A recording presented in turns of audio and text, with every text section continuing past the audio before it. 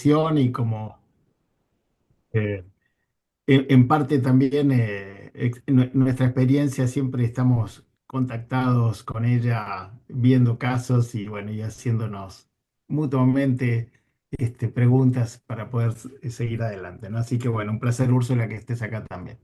Bueno, mi charla de hoy es la visión que tiene un imagenólogo con respecto a las imágenes reumatológicas, pero también yo lo que quiero es dar las herramientas con las cuales contamos para que ustedes puedan solicitar los estudios de manera adecuada y por qué se solicitan este tipo de estudios. Recordemos que inicialmente el objetivo de las imágenes es evaluar el daño anatómico. Esto es histórico. Desde el descubrimiento de los rayos X por Röntgen, nosotros siempre tratamos de evaluar el daño anatómico, ver si hay un hueso quebrado, ver si hay una luxación, ver si hay alguna alteración anatómica que nos llame la atención. Pero también gracias a la calidad y a las características de las imágenes actuales, lo que estamos evaluando es la actividad inflamatoria. No solamente decimos que hay una articulación que tiene daño, sino que también gracias a la ecografía y a la resonancia podemos saber si está activa o no esa inflamación. Y eso es un poco lo que vamos a ver hoy. Pero no solamente nos quedamos ahí, sino que también lo que estamos haciendo es cuantificar. Y hay muchas formas de cuantificar, y eso un poco también lo vamos a ver, no solamente con scores semi-cuantitativos, que todos tenemos que practicar, los que hacemos imágenes para poder dar una visión adecuada, sino también con métodos que son mucho más objetivos, como es parte de la resonancia magnética, y eso lo vamos a ver, que estamos cuantificando el edema y la cantidad de grasa de muchas estructuras. Así que en ese sentido es muy interesante. Para comenzar, recordemos el concepto de lo que es una artritis temprana. Eh, Tenemos que tratar de evaluar las articulaciones que duelen lo antes posible, porque una artritis sin tratamiento va a empezar a desarrollar erosiones, osteopenia y pérdida de cartílago, que son lesiones que no tienen marcha atrás. Cuando ya se pierde el cartílago o se produce una erosión, no tenemos curación definitiva. Esa es una alteración estructural que va a permanecer.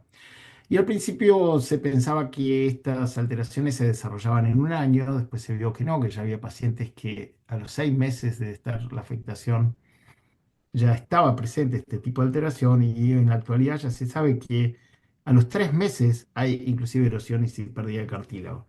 Por eso es fundamental que los pacientes consulten, si es posible, de manera rápida y nosotros también le demos la posibilidad a este paciente que tenga una oportunidad de ventana, o sea que le demos un tratamiento antes del desarrollo de este tipo de lesiones irreversibles.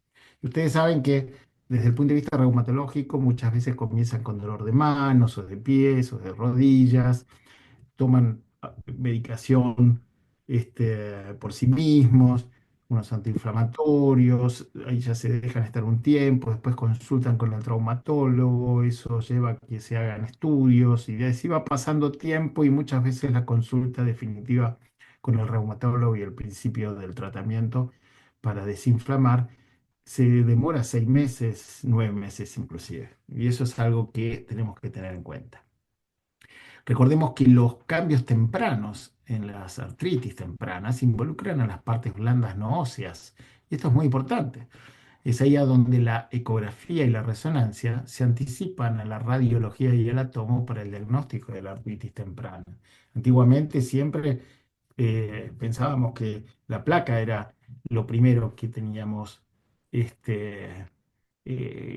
a mano para poder llegar a un diagnóstico. Y sabemos que no, que la ecografía o la resonancia magnética van a darnos más información que la radiografía en sí mismo. Eso no significa que no tenga que hacer una radiografía, ¿eh?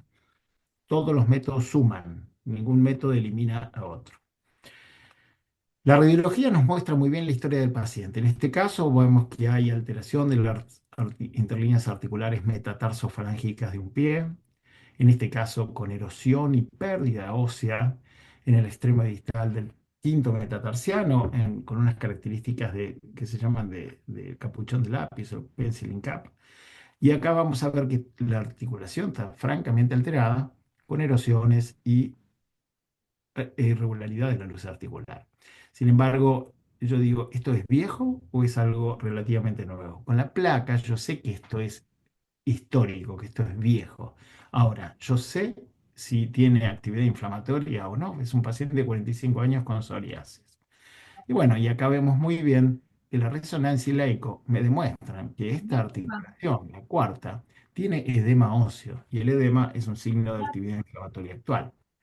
Y también veo que con la ecografía Power Doppler hay actividad inflamatoria porque hay vascularización presente. Esto nos indica que no solamente nuestro paciente tiene un daño estructural de larga data, sino que también tiene actividad inflamatoria actual. Y esto cambia el tratamiento. No es lo mismo tener una psoriasis con lesión estructural sin actividad que tener una psoriasis con lesión estructural con actividad inflamatoria. Y es ahí donde nosotros, los imagenólogos, podemos también, con nuestro informe y nuestra comunicación directa, modificar, en ese caso, eh, no nosotros, sino hablar con el médico tratante y de esa manera se modifica el tratamiento. Porque el hecho de que haya actividad significa que la inflamación persiste y el daño va a seguir persistiendo y va a haber cada vez más daño. Por eso es muy importante que hagamos los métodos adecuados. Para recordar un poco, nosotros tenemos dos grandes patrones, los cambios inflamatorios y los cambios degenerativos. Los degenerativos o artrosis o osteoartritis, según la literatura anglosajona. Sabemos que es una enfermedad degenerativa articular y ahí nos vamos a quedar. Hoy nos vamos a basar principalmente en lo que son los cambios inflamatorios. Recordemos que las artritis inflamatorias per se nos vamos a referir principalmente a la artritis temprana y ya después van a ser establecidas como la artritis reumatoidea, la psoriasis, las espondiloartritis. Y después tenemos también artritis por depósito, como puede ser la gota, la pseudogota, enfermedades por cristales. Hoy vamos a tratar de evaluar lo que es una artritis temprana, cómo es que la tenemos que estudiar y vamos a hablar también un poco de cuáles son las imágenes de espondiloartritis. Bueno, obviamente que la radiología persiste y sigue siendo un método fundamental en la evaluación de este tipo de patologías. Lo primero que tenemos que tratar de evaluar es si la alteración que tiene nuestro paciente es de causa inflamatoria, si es de causa metabólica, si es de causa degenerativa o si es de causa ósea, como en este caso con una enfermedad de Paget en la escápula. Todas van a tener caminos diferentes y la radiología nos puede orientar hacia dónde estamos yendo. Recordemos que hay algunos patrones básicos en la semiología radiológica. El aumento de las partes blandas, como en este caso, lo vamos a ver muy bien y muchas veces asociados a una gotatofasia crónica y en este caso con erosiones yuxtaarticulares. Alteraciones de la alineación. Recuerden que hay muchas alteraciones de la alineación, como en este caso el lupus, donde tenemos una artropatía deformante no erosiva, porque en este caso las erosiones son muy poco frecuentes, pero sí tenemos mucha alteración cápsulo-ligamentaria que va a determinar Boutonnier u otro tipo de alteraciones estructurales y de la alineación. Lo que me da la radiología que no me da el resto de las imágenes es poder valorar si hay o no osteopenia o aumento de la densidad mineral. Yo puedo ver muy bien la densidad mineral ósea. En este caso vemos que hay una osteopenia alrededor de las diferentes articulaciones, en este caso las metacarpofalángicas, en una OR artritis reumatoidea. Eso es bastante frecuente de ver y se produce principalmente porque en estos casos hay mucha hiperemia, hay mucho recambio óseo, hay mayor actividad osteoclástica sobre la osteoblástica y aparte hay muchas citoquinas y factores inflamatorios que favorecen a la osteopenia. Y es un punto clave que tenemos que evaluar. En este otro caso, un paciente ya con una enfermedad metabólica, una osteopetrosis, vemos que hay un hueso dentro de hueso y esta radiografía con un hueso totalmente blanco es totalmente diferente a esta radiología con un hueso más transparente. Las alteraciones del espacio articular también tienen que ser evaluadas, fáciles también de ver. Tenemos una disminución simétrica del espacio articular, principalmente en las artropatías inflamatorias, como la artritis reumatoidea, donde la pérdida de cartílago es de manera difusa y vamos a ver muy bien que esta pérdida del espacio articular es bien simétrica. Lo mismo en estas articulaciones metacarpofalángicas. En cambio, en la artrosis generalmente se produce de manera asimétrica. Y entonces en este caso vemos que el compartimento femorotibial medial está disminuido de altura con esclerosis y osteofitosis con respecto al externo. Esto nos orienta a cambios degenerativos y esto nos orienta a cambios inflamatorios. La presencia de alteraciones en las interlíneas articulares y en el hueso adyacente a las mismas, o sea, que haya reabsorción o que haya erosiones. Entonces, en ese caso vemos que hay erosiones marginales que muchas veces van a comenzar en la zona desnuda entre el cartílago que recubre en este caso, la cabeza metacarpiana y la cápsula articular. Hay unas zonas que no tienen protección de cartílago y ahí la sinovia activa, inflamada y con hiperemia, va a comer el hueso y va a producir erosiones marginales. Eh, Después, muchas de estas erosiones progresan a nivel intraarticular porque van destruyendo también el cartílago. Otra de las erosiones muy clásicas son aquellas que se producen en las interfángicas distales y que hay proliferación ósea. Y eso se ve mucho también en la psoriasis. Y fíjense qué interesante que también en la psoriasis nos muestra que no hay osteopenia. Muchas veces la osteopenia es muchísimo más tardía.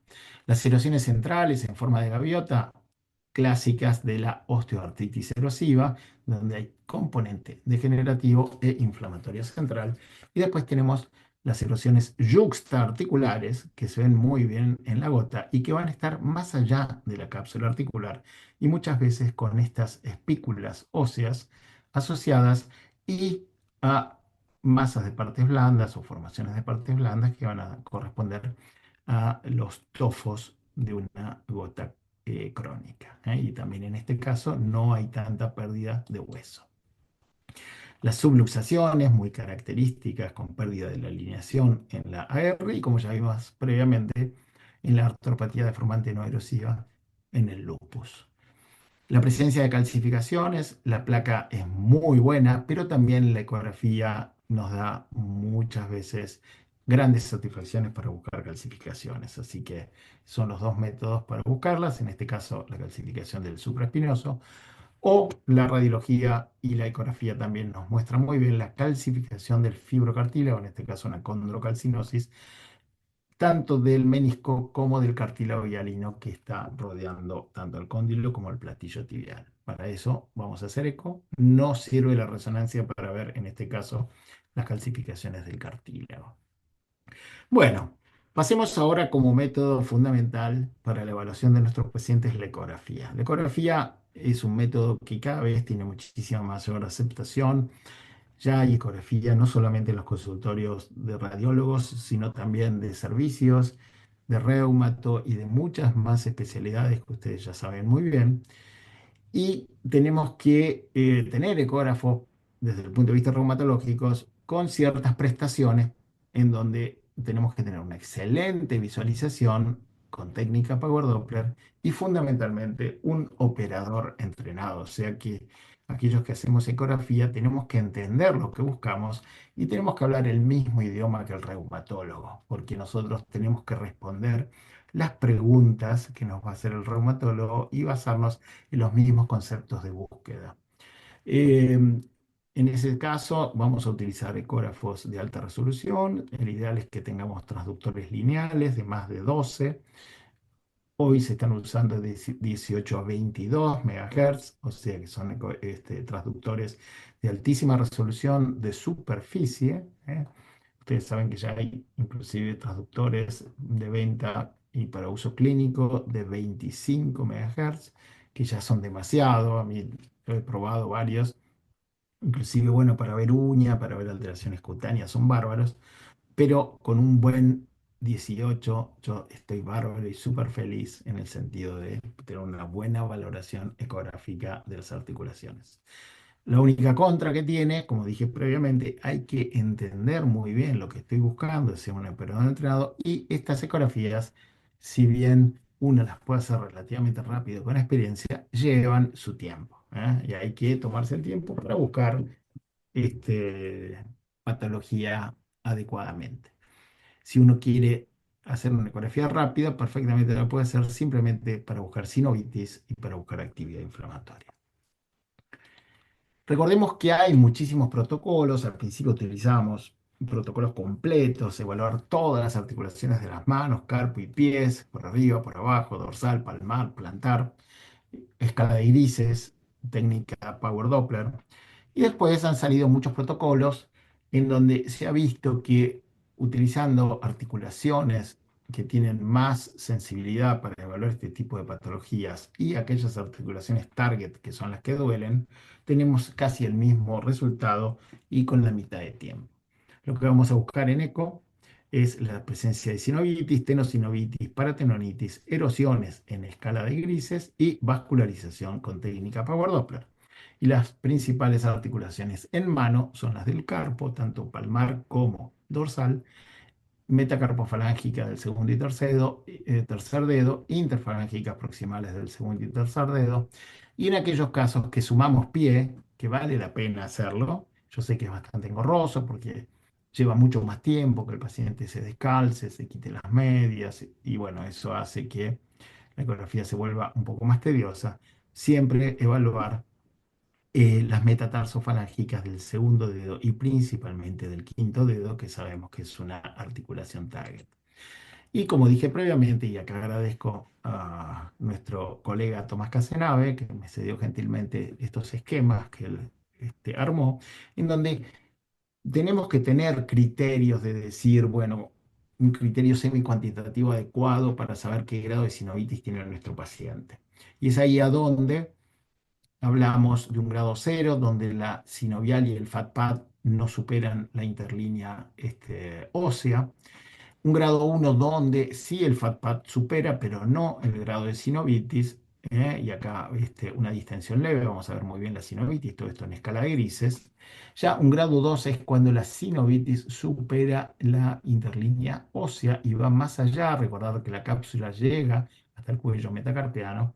Y después ya un grado 3 en donde produce un abombamiento y distorsión del aparato extensor debido a la presencia de mucha cantidad de líquido o sinovitis en sí misma.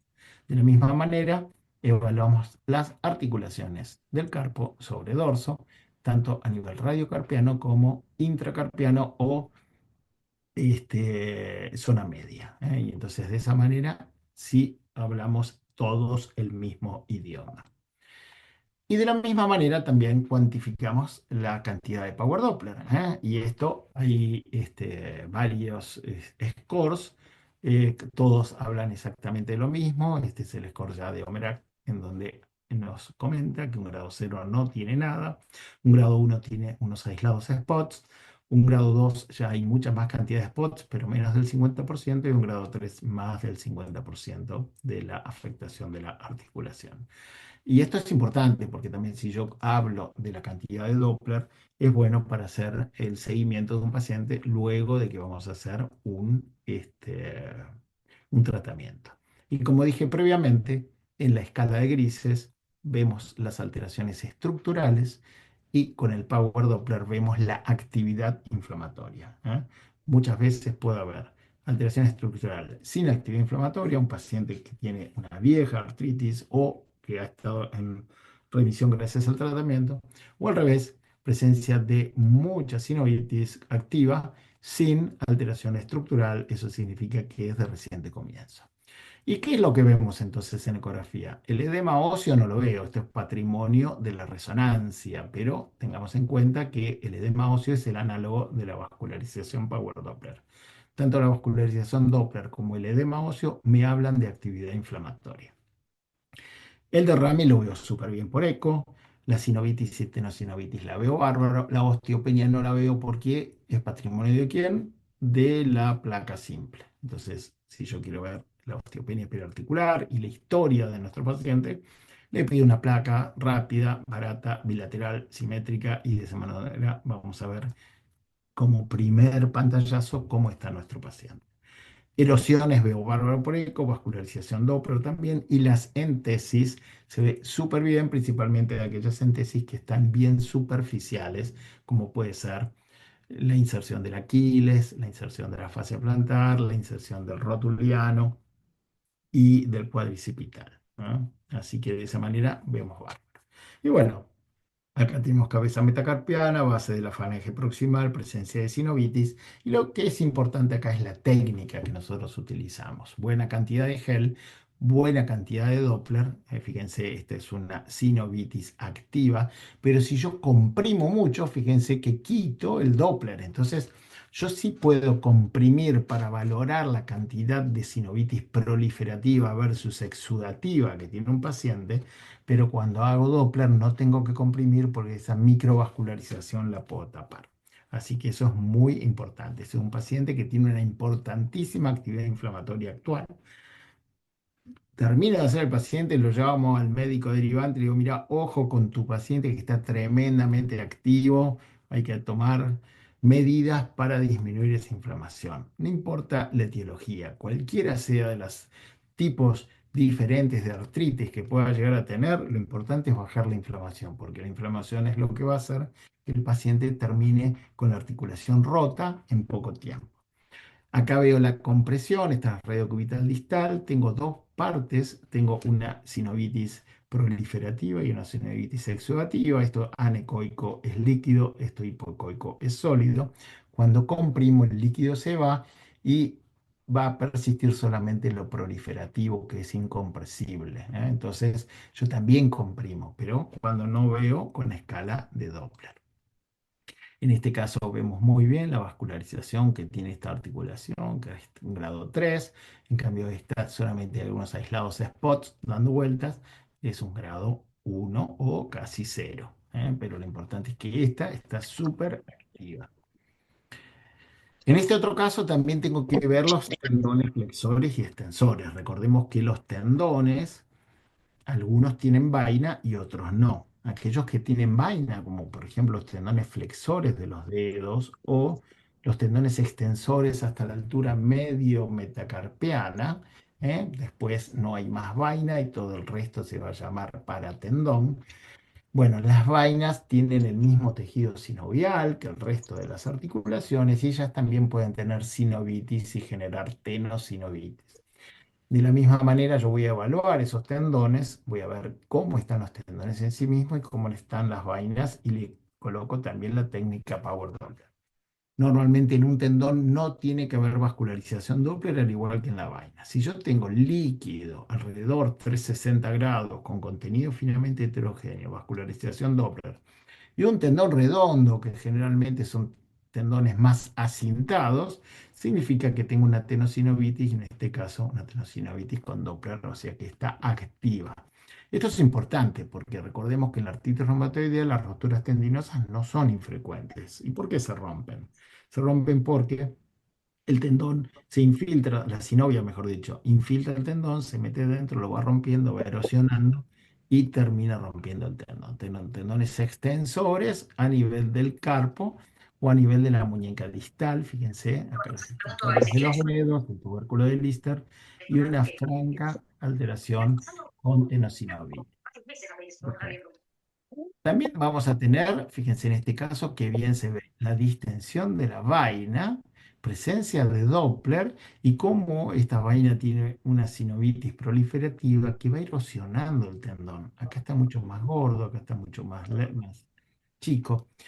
Y esto, este engrosamiento sinovial, cuando se mete en las poleas a la altura metacarpofalángica o interfalángica, hace que la polea, que no es extensible, este material se trabe dentro del tendón que va y viene y produce lo que se llama un dedo en gatillo o un dedo en resorte. Y eso se ve muy bien por eco, porque yo por eco tengo la posibilidad de hacer todas estas ecografías con movilidad. Y entonces puedo comparar con los restantes tendones y ver cómo se mueve ese dedo. Fíjense, en este caso es un paciente con psoriasis. La psoriasis me da también un tipo específico de inflamación en el dedo que se llama dactilitis. No es la única causa que da dactilitis, pero en un paciente que tiene psoriasis en piel y un dedo totalmente hinchado que se llama dedo en salchicha, es muy categórico de que ese paciente tiene alteración del, periférica de las articulaciones o de... Ahora ve, Y en este caso, fíjense cómo se está dame. distendiendo la vaina flexora y acá no se distiende y acá no. ¿Por qué? Porque acá hay poleas, ¿eh? Y entonces adopta esta característica.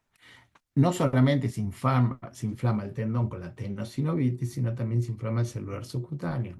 Y hay aumento del edema en el celular subcutáneo con aumento de la vascularización, ¿eh? Y también los tendones que tienen Oh, la vaina tienen más cantidad de